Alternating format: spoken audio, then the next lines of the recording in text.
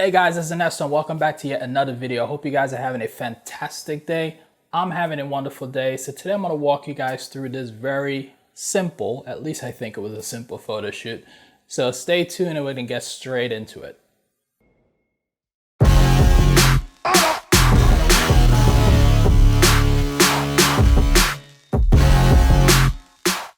Approaching any photo shoot requires a bit of planning, and for me, this particular photo shoot was no different. In order for my creative juices to flow, my mind needs something to lock onto. Hand Painted Backdrops is a company based out in the UK, and as the name implies, they supply hand-painted backdrops. Now, the owner of this company is pretty easy to get along with. He's pretty cool, he's a pretty nice guy, and we traded a couple of messages back and forth on IG. And basically he agreed to send me this backdrop that's behind me right now, which is the backdrop that I used in this photo shoot. What I love about the backdrops he supplies is that he puts care and attention in creating them, which means the quality is great. In addition, the backdrop have a very vintage look and feel to it, which I absolutely love. So once I received the backdrop, I was able to lock in a theme for the photo shoot, which was vintage. My first step was to obtain the wardrobe, so I went to a thrift store to pick up several items, but the one specific item that is related to this video is the green dress. This dress cost me $7, which was a great price, but looking at it, you would think it cost more than $7. Now, on the day of the photo shoot, I decided to do 3 different lighting setups, and I'm gonna walk you guys through all 3 setups. So I set up. Initially, I was gonna do one light, which was just that light there, and then use this reflector to fill. But what I figured out is that as I was going through all the images, I realized that I needed more lights. So I added a light here, which is for the background, and then I added a light behind there, which you can't see. But that light is for just filling in the shadows, and it's just bouncing off my white ceilings in this garage. Looking towards me, straight onto me. Bring your legs like this, and then go ahead with your hands like how we had it before. Bring your hands together. There we go. Just like, there we go. Wonderful. Turn your face that way a little bit. There we go. Yeah, hold that right there. 1, 2, 3.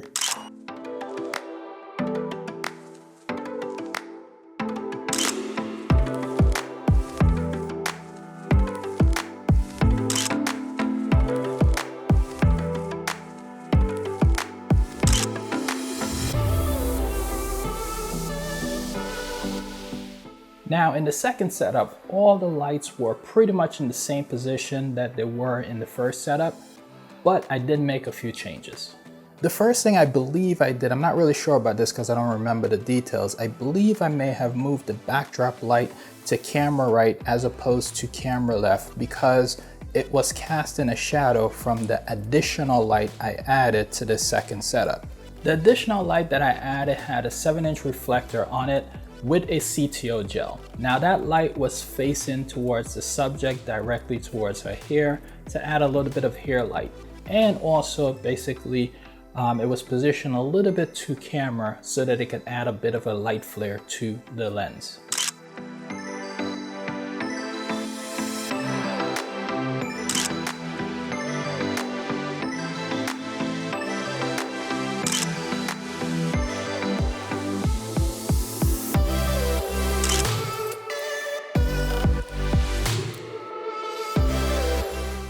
Now for this third and final setup, what I decided to do was experiment as I normally do on most photo shoots, because once I feel like I got the main shot for the specific theme that we were going for, it's now my opportunity to now experiment and play around. So even if I don't get what I was going for when I was experimenting, I'm not losing anything, I'm not wasting the subject's time because we already got the shot that we already wanted.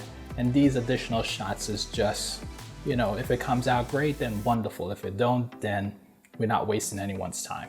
I first removed the large soft light and replaced it with the M-Bitful, I believe I'm saying that right, or it could be wrong. I'll put the name here.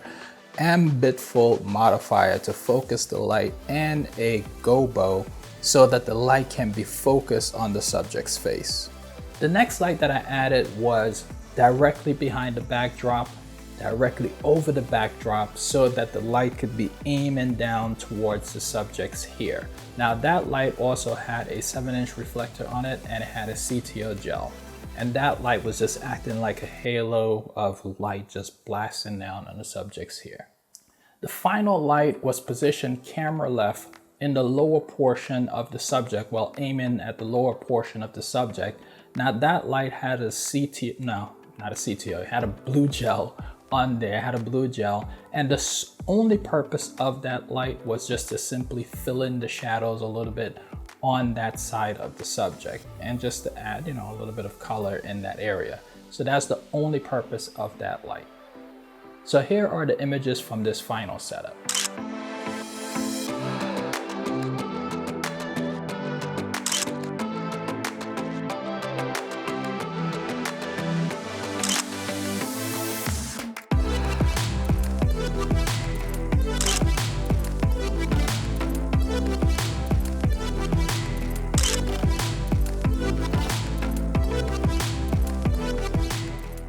Alright guys, so that is it. I want to thank Hand Painted Backdrops for sending me this backdrop so I can use it in this photo shoot.